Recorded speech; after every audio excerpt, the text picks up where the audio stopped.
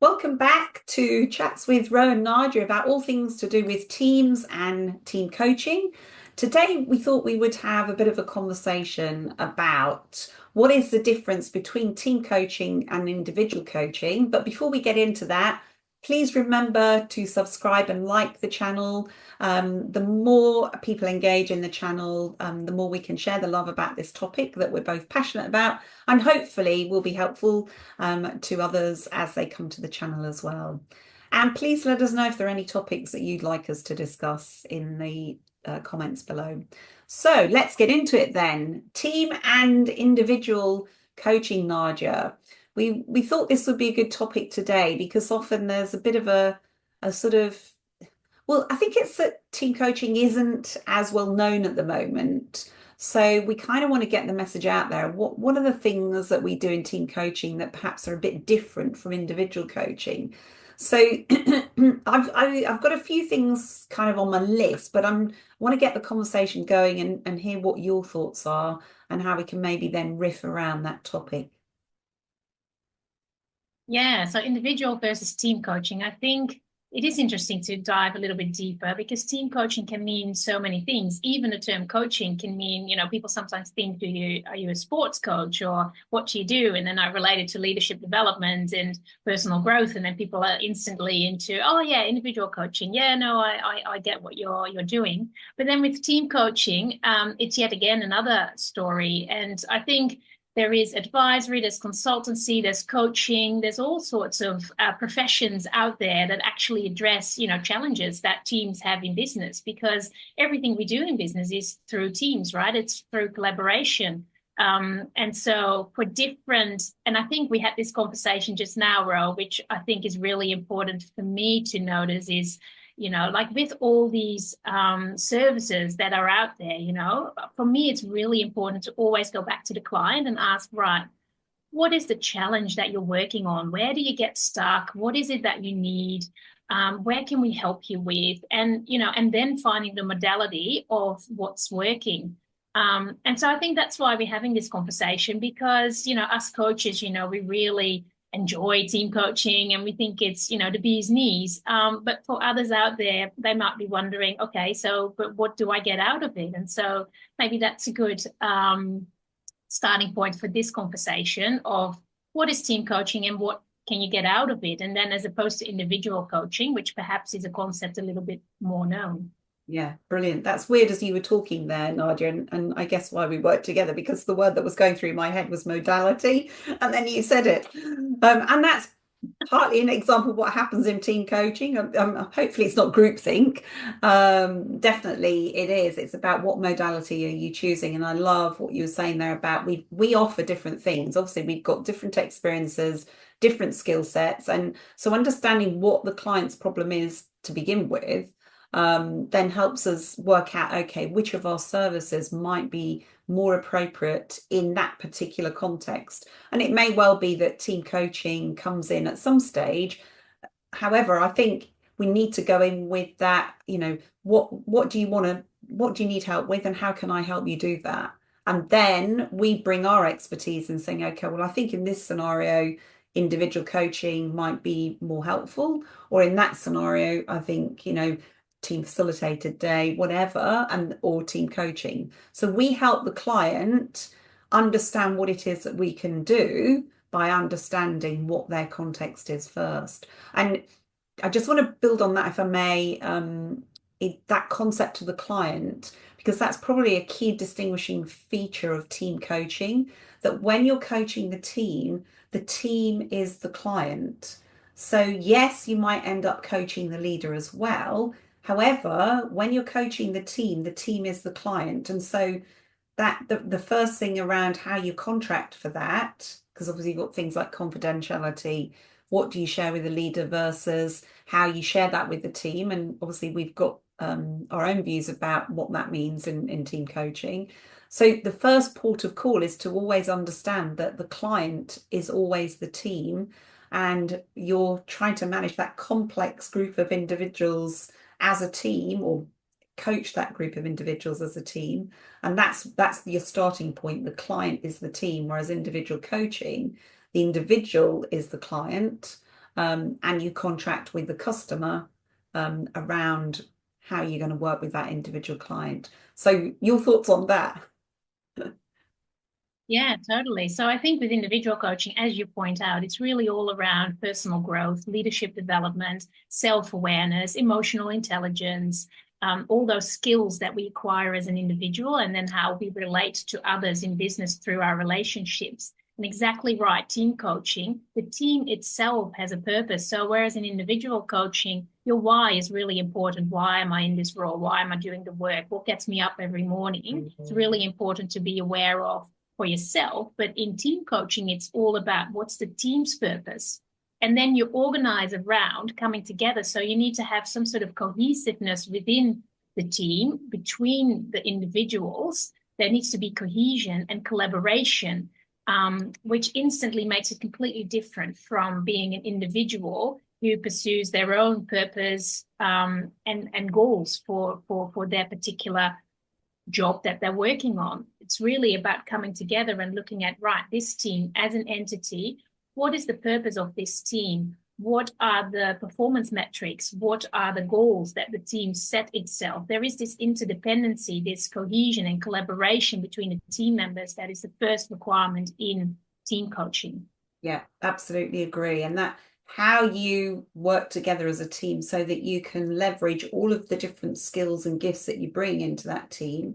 That's how we help the team. And I know we've had conversations about communication and what that means in a team. And obviously, when with communication is a massive subject. So I picked two things there. The first one is dialogue, improving dialogue in the team. So dialogue requires listening. It's not about just talking and telling people, it's about how you truly connecting with what people are saying and understanding that.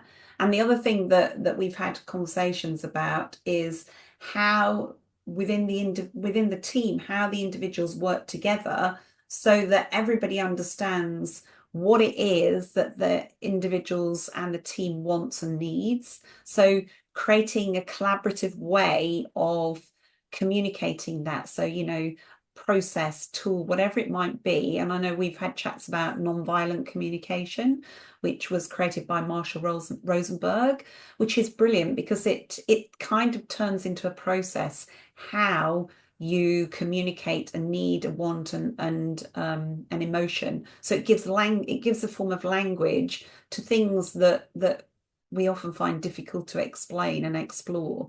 And interestingly, I've used that kind of approach in my individual coaching as well, and getting, asking individuals to get really specific. Don't edit yourself. What is it you really want and need from this situation, from this person, whatever it might be? And then I get quite strict with them and say, no, come on, just don't edit it, just free flow it. Tell me in whatever words so that we can really get specific about what it is you actually want and need, and how you can then explain that to somebody else so that they can hear you and you can then hear them. So yeah, that cohesion and collaboration, and that goes back to that heart of the team is the client, not the individual. Obviously, the individuals make up that team, so you can't completely ignore them. What you're looking at is, what's the difference that working together we make that individually we do. So, that's what we're looking for, is what's that magic sauce that we're creating by working together. Absolutely. And while you were talking, it's really sort of, team coaching is really where the rubber hits the road. And sort of thinking from a client perspective or from a business needs perspective, it's really where, individual coaching can do so much, and you can really sort of work on individual development, professional development, personal development, but really where it hits the road, where it becomes useful to the organization, is where these individuals come together and where they are able to have these conversations, these really open and honest conversations. From my own experience in individual coaching, quite often the benefit to the client is, right, this realization, I can just have a conversation. I can just clearly and respectfully communicate what my needs are and what my expectations are to create this level of accountability, of performance within the organization, where the team actually progresses and moves towards their goals, right? That's ultimately the goal of any coaching, is to make individuals, teams in their collaboration aware of how to collaborate with each other, how to communicate, as you say, in a non-violent way, in a respectful way, to get needs known and to get needs known of all the other stakeholders around them, both internally as well as externally, both in terms of seniors and people, in the team and the people that report into the team leaders. Yeah, I love that, because obviously, whether it's if you're coaching in organizations, individual or team coaching, it's about what, the whole purpose is how do you actually improve in some way, shape, or form. So performance has definitely got to be in there. And when we're coaching teams, and we want to be coaching them around real business issues, we're not going in there as therapists. We're not going in there to fix the team. We're helping the team do that for themselves. So all of these things are building the team's learning muscle, so that, when we leave, and because we should never be in there forever and a day, we're only in there, possibly 12, 18 months maximum, to actually help the team have these conversations, develop their own ways of thinking, of being and doing, that they can actually do that for themselves. And when they move into different teams, they then got that skill set that they can actually take with them to other teams as well. So yeah, that ability to do that for themselves is what we're helping them learn, by things like improving communication, by improving reflection, by improving reflexivity, with that ability to spot things in the moment rather than just waiting for things to move on, and then call a pause and say, hang on, can we just stop and reflect on what we're doing here? Are we doing X, Y, Z again? Or is this the best way of doing A, B, C? Exactly. And what I love from what you just said is that we're coming in and helping the team to actually develop their muscle for their own team coaching, so to say, their own accountability, creating accountability within the team, making each other dependent on each other to reach the common goal. We're really training their muscle to eventually do it themselves. That's our whole role. We come in to make ourselves redundant over time. That would be success, that we train the muscle within the team to coach themselves to achieve the outcomes that are needed. And a big complaint that I hear in coaching in business is this lack of accountability. So team meetings being held, people going out of the meeting and coming back a week later, very little has moved. There has been no accountability around, who said who's going to do something, but there were dependencies on others and they couldn't deliver because of other dependencies. And so that's really what you're sorting through, right? What are these interdependencies? What is my need of you and what is your need of me? And the coach helps to really move through that, have a respectful conversation, create this understanding to then move forward with confidence. It's almost like zooming out from the day-to-day grind of getting tasks and things done to be able to look with a bit of a helicopter view, right? Why are we here? What's our common purpose and how are we best placed to do that? So it's really creating that muscle within the team to be able to do that, zooming out and zooming in at the appropriate times, to reach out to team members at the appropriate times, to have the conversations, the hard conversations, the true and honest conversations about, how are we actually going to be delivering on this goal that the organization expects us to deliver. Yeah, brilliant. And so I'm going to wrap us up here, because obviously we want to keep these as short and sweet as possible. So what you were mentioning there triggered something around the conditions for teams to succeed, and maybe we'll pick that up in one of our future recordings. So exciting.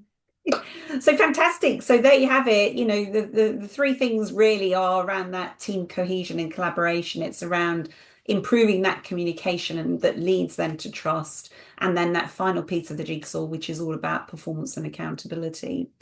So thanks for joining us today. Please, again, remember to like and subscribe. We would love you to join in this community and post any questions and comments in the chat box below.